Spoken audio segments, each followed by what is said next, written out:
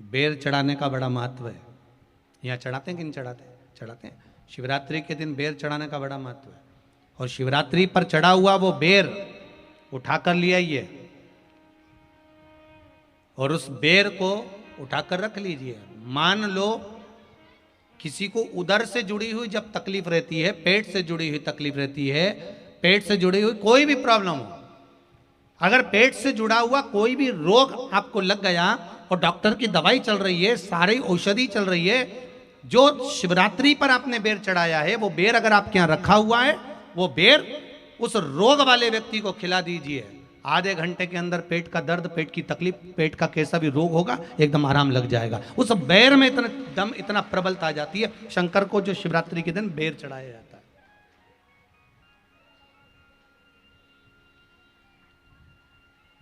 भगवान शिव पर समर्पित हुआ वो बेर का इतना महत्व महाराज।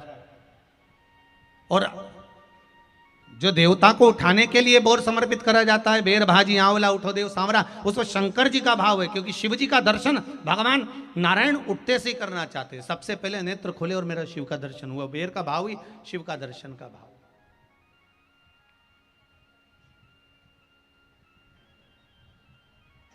कितनी बड़ी औषधि होगी बेर के अंदर, जरा देखिएगा कि मेरे राम जी शबरी अम्बा के दरवाजे पर पहुंचे।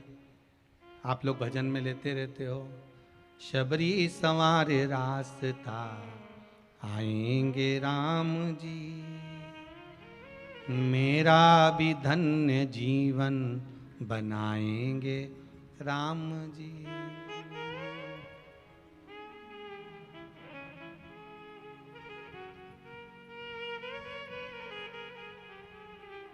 और बागों से चुन चुन के वो लेकर आई बेर की टोकरी लाई। खट्टे हो चाहे मीठे हो पाएंगे राम जी, मेरा भी धन्य जीवन बनाएंगे राम जी। शबरी ने राम जी को बेर दिया, राम जी ने बेर खाया, प्रेम से खाया।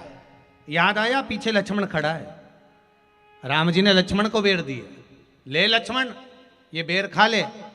लक्ष्मण जी ने बेर लिए, लक्ष्मण जी ने बेर को देखा तो वो शबरी अम्बा अपने मुंह से झूठा करके दे रही है।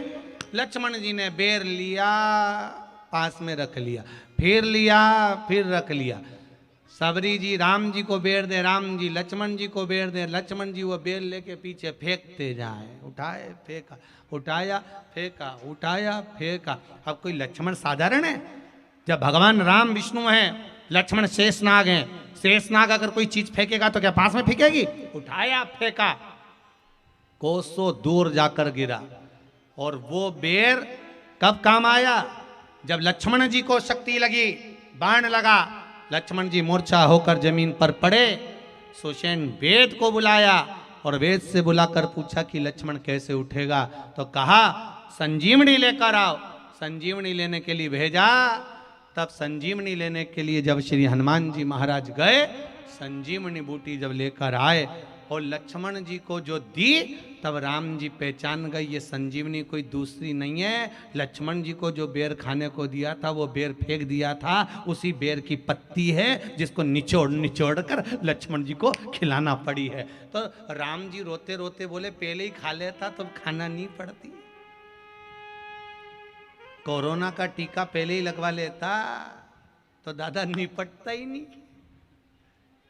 लगे तो खाया ही।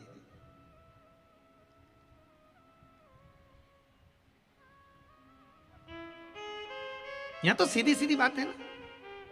कहा पोलियो की दवाई जन्म लिए बच्चे से लेकर 5 वर्ष तक के बच्चे को पोलियो की दवाई पिलाई जाएगी। पोलियो की दवाई पियो तो हाथ पैर से विकलांग नहीं होगे। बोलो, बोलते कि नहीं बोलते? पियो विकलांग नहीं होगे। जो नहीं पिएगा वो हाथ पैर से विकलांग हो जाएगा। उसी तरह शिव महापुराण की कथा जिसका जन्म नहीं हुआ, जो माता के गर्भ में है, उससे लेकर जो मर रहा है उस तक के व्यक्ति को सुनाई जाएगी। पोलियो की दवाई नहीं पियोगे, हाथ पैर से विकलांग हो जाओगे। शिव महापुराण नहीं सुनोगे तो काम, लोभ, विषय, आसक्ति से विकलांग हो जाओगे। इसलिए सुनो, ये सुनने का विषय है, इसको श्रवण करना, हमारे जीवन में उतारना।